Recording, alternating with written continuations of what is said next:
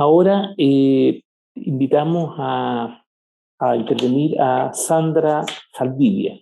Sandra, una querida amiga, es psicóloga, es magíster en salud pública, es doctora en psicología y es profesora titular de la Universidad de Concepción. Es directora de posgrado de la Universidad de Concepción y una investigadora de larga trayectoria en el mundo de la salud mental. Sandra, por favor. Aquí estoy. Ok. Gracias. Adelante. Gracias, Rafael. Vuelvo a saludar a los distinguidos colegas que están presentes en esto y sobre todo también a los estudiantes, a ellos y ellas que nos escuchan esta mañana, y agradecer a Rafael este espacio de conversación, ¿ya? Donde espero podamos en algún momento poder compartir alguna experiencia y reflexión en estos tiempos que son tan veloces y tan llenos de contenidos, ¿no? Tan desafiantes, pero también que parecen de repente un poco amenazantes en términos de las cosas que se definen desde un espacio que a uno le parece mucho más lejos del espacio de decisión de cada uno y aún de aquellos espacios de organización o de tomas de decisiones regularmente conocidos. Voy a usar una pequeña presentación, espero ser relativamente breve en mi presentación, solo a modo de referencia. Perdón, estoy ahí. Esto se ve, ¿verdad? Supongo que sí. Bueno, primero decir que cuando Rafael me invitó, pensando en cómo abordar esto, yo conozco a Alicia, la leí a ella cuando yo estaba en formación, en el doctorado, en el máster que hice de cuidados comunitarios, de las cosas buenas que yo tuve la posibilidad de cursar a fines del 99, principios del 2000, cuando el tema de la discusión en salud mental estaba muy centrado en la externalización, ¿no? En la posibilidad de la ley más que en la implementación o en la vigencia de una ley, y mucho menos en la emergencia de nuevos sujetos políticos y muchísimo menos en el rol y en el lugar que hoy día en el espacio público tiene el tema de la salud mental. Desde esa perspectiva, mi formación en salud mental pública mi formación en salud mental está dada desde lo que hoy llamamos salud mental pública, y que en aquel momento, hace 20 o 25 años, tenía mucho que ver con cómo comparábamos, ¿no?, los nuevos, hasta entonces todavía neosistemas de salud mental comunitaria versus los sistemas tradicionales de cuidados muy centrados en el hospital psiquiátrico. Evidentemente, eso ha cambiado muchísimo hasta hoy, pero a mí me parece que es una mirada que no hay que perder, ¿ya? Porque nos ordena y nos permite pensar de alguna manera, primero pensar el sistema en términos de las necesidades a las cuales ha de responder de manera de no colapsar, ¿ya? Un quehacer que finalmente incide sobre los equipos de atención, ¿ya? A mí me asusta mucho cuando hoy día la salud mental está puesta en el espacio público y en la discusión cotidiana, porque pienso en los equipos de salud mental del nivel primario o de los COSAM, cuán agobiados deben verse con una demanda a la que es bastante difícil responder, ¿no? Porque cuando la demanda, detrás del concepto de salud mental, se esconde tanta definición de malestar asociada a los determinantes sociales, uno piensa quién es capaz de responder a eso desde una mirada tan limitada como es la mirada desde un sistema público de salud, ¿ya? Entonces me parece que ahí también los que trabajamos en salud mental pública, de repente nos estamos haciendo zancadillas, digamos, porque por una parte relevamos el tema, pero también arrastramos consigo una sobrecarga y una posibilidad, una potencial demanda a cuyas necesidades es muy difícil responder. Cuando he estudiado la salud mental, lo he hecho desde la perspectiva de lo público, de sistemas públicos de salud. Y eso es una cosa que a nosotros, yo siempre digo, esto nos parece tan natural, pero no es tan natural. Cuando yo iba a dar clases a la Universidad Nacional de Lanús, donde ya pude también reencontrarme en algún momento con Alicia en algunas actividades, perdón, una de las cosas que me costaba transmitir a los estudiantes y que a mí me impresionaba por el desafío que ellos tenían, era cómo hacer investigación de servicios de salud mental cuando tienes un sistema que está fuertemente fraccionado, ¿no? En instancias distintas de organización de la asistencia. A pesar de que tenían recursos y tenían una capacidad de gestionar y de responder a muchas demandas, tal vez por lo que señalaba Alicia, por la cantidad de personas capacitadas, ¿no? La cantidad de psicólogos que el sistema tiene y la cantidad de personas que trabajan, de profesionales que trabajan en el ámbito de los PSI, como dicen los argentinos. Pero para nosotros, sin duda, trabajar desde la perspectiva del sistema público de salud es una ventaja.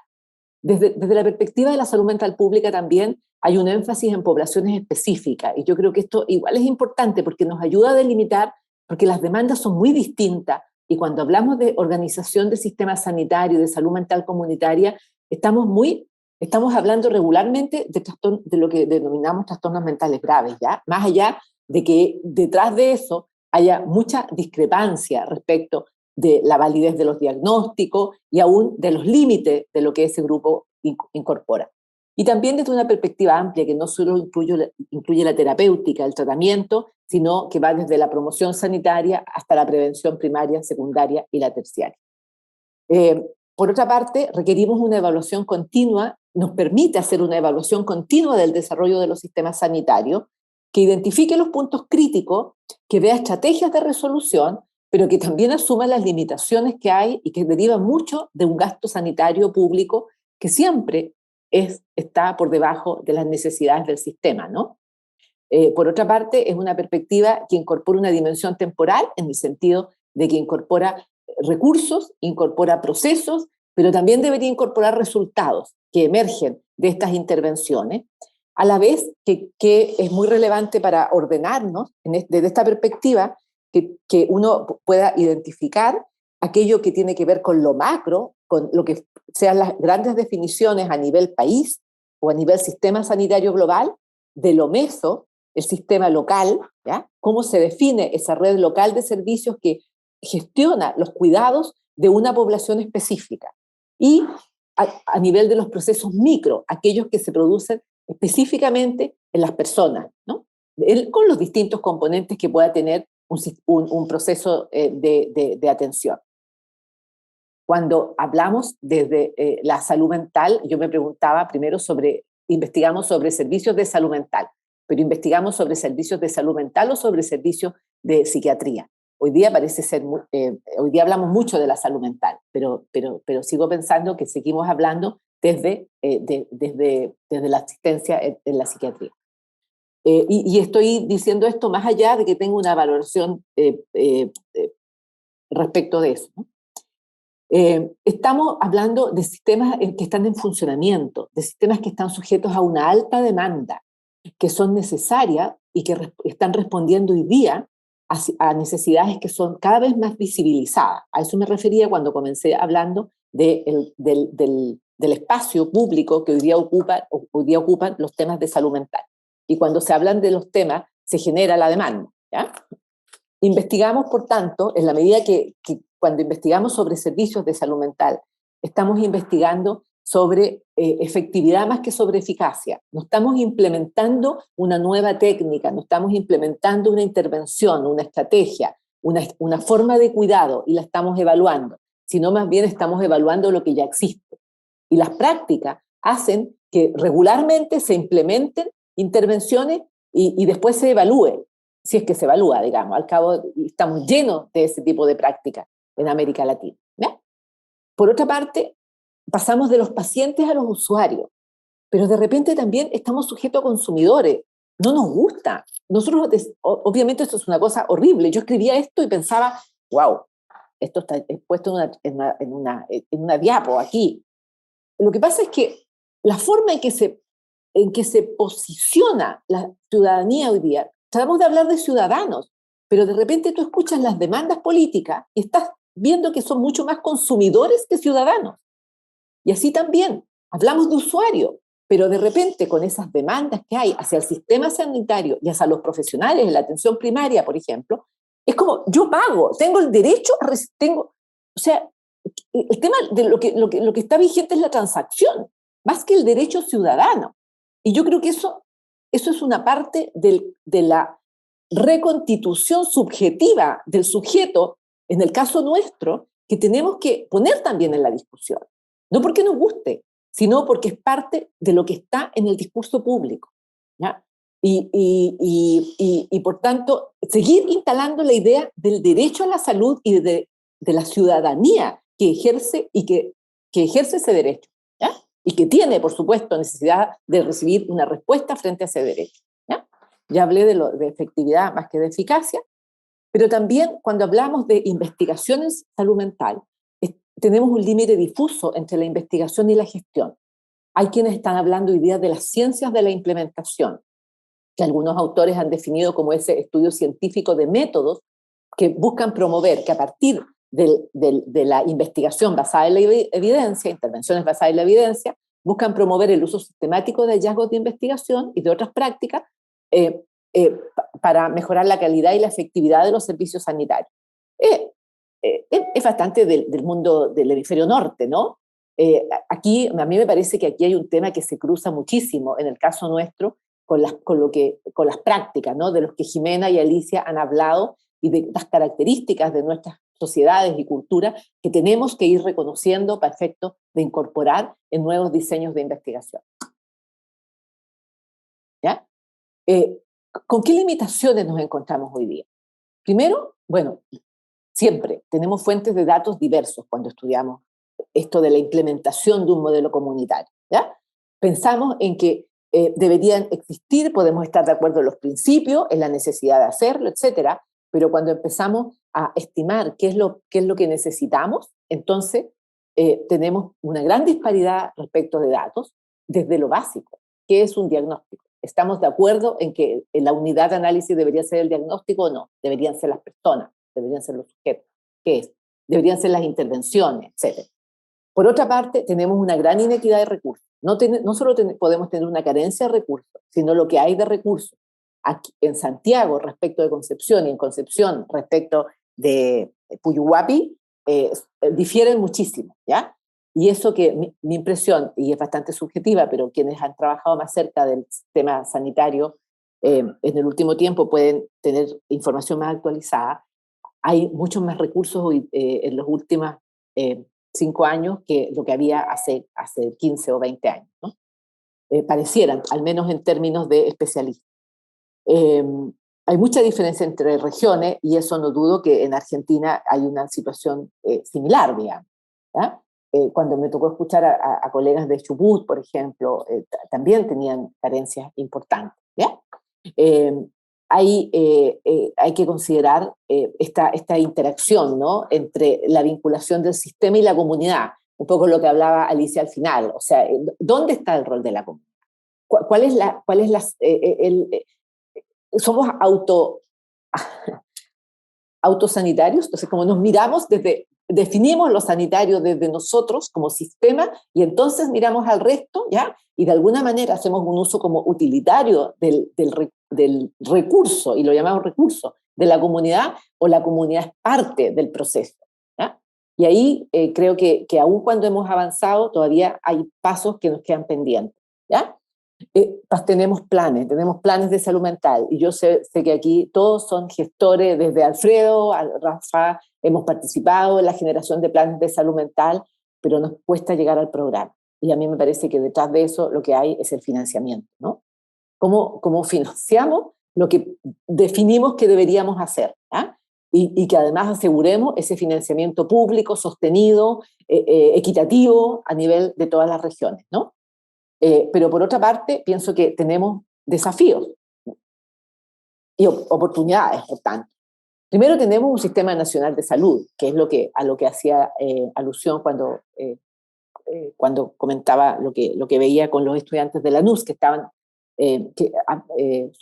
investigaban y ellos mismos trabajaban y a veces eran usuarios de sistemas de salud diversos. Tenemos redes que se han amplificado, pero necesitamos también información, y ahí hay un ámbito que yo creo que hay que volver a mirar, que es el mapa real de servicios, ¿ya? ¿Cuánto realmente de servicios tenemos? Porque una cosa, y que yo creo que tiene que ver un poco con la cultura nacional, ¿no? Lo que decimos que hay y lo que hay en realidad. Y esto en salud mental es mucho más evidente porque los nombres de las cosas no necesariamente reflejan, un mismo COSAM no es igual en todas partes, aunque hoy día hayan tendido a estandarizarse más, pero a lo mejor en los hospitales de día podemos ver todavía esas diferencias, o en algunos centros de rehabilitación. Necesitamos ese conjunto básico de datos sociosanitarios de mínimos para atender a las necesidades de salud mental en un área sanitaria específica y para una población específica. ¿Cuál es la red básica de recursos que necesitamos para atender a una población de 100.000 habitantes, por ejemplo? ¿Ya? Por otra parte, hoy día, alguien lo mencionó, las grandes bases de datos y las técnicas de inteligencia artificial son una realidad en el ámbito de la investigación. Indudablemente nos pueden pueden proveer mucha más información. O sea, hay mucho de la investigación que se ha hecho en personas con trastornos mentales graves que viene de los países nórdicos y que está basada en grandes bases de datos, y eso hace décadas, digamos.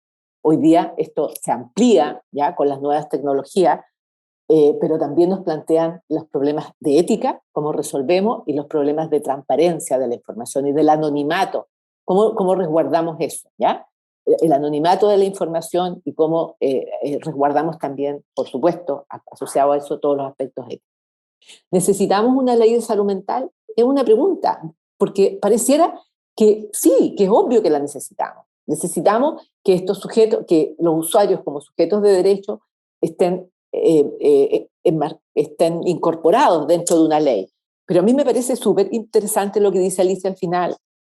La ley puede existir, pero si tú no tienes incorporado esos múltiples actores diversos que aseguren su implementación, finalmente termina siendo igual letra muerta, termina siendo como una referencia de lo que podría ser, pero no necesariamente de lo que es, ¿no?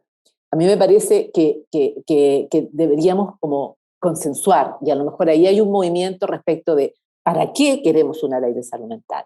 ¿Sobre qué? Sobre financiamiento, sobre derechos, sobre modelo, ¿ya?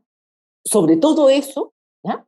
Y cuál es el proceso completo, no solo de la ley, sino ese proceso que garantice su posterior implementación, ¿ya? Desde la perspectiva de la investigación, creo que necesitamos perspectivas y diseños más enriquecidos, ¿no? Que incorporen lo interdisciplinar, que incorporen nuevas técnicas de análisis de datos, que incorporen lo quali y lo quanti, ¿ya? Porque hay prácticas, ¿no? Y esas prácticas son imposibles de recoger a partir de cuestionarios o de recogidas de datos en registros, menos en registros informáticos, ¿ya? Y por otra parte, a mí me parece que tenemos una tremenda oportunidad en el proceso constituyente, en el escenario político actual, pero también me parece que tenemos que ser como estratégicos en eso. Yo he escuchado conversaciones sobre el tema de salud mental y el proceso constituyente, y quieren ponerle que no, que el sujeto de derecho, que si somos sujetos, que si no, que si la garantía de X, de Y, de Z, o sea, finalmente mi impresión es que lo que necesitamos es instalar el tema del bienestar de las personas, de los ciudadanos, de un Estado que deba garantizar el mejor bienestar posible para sus ciudadanos.